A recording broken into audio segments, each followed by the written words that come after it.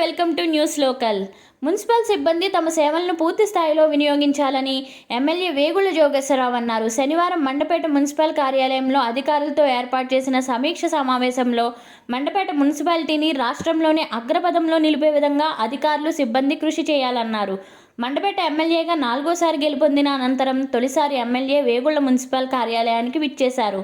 Mandapeta municipal chairman Pativada రాణి, vice చైర్మన్లు నారయ్యబాబు, పిల్లి గణేశ్వరరావులు MLA వేగుళ్లను దుస్సాల్వాలతో సత్కరించి ఘన స్వాగతం పలికారు.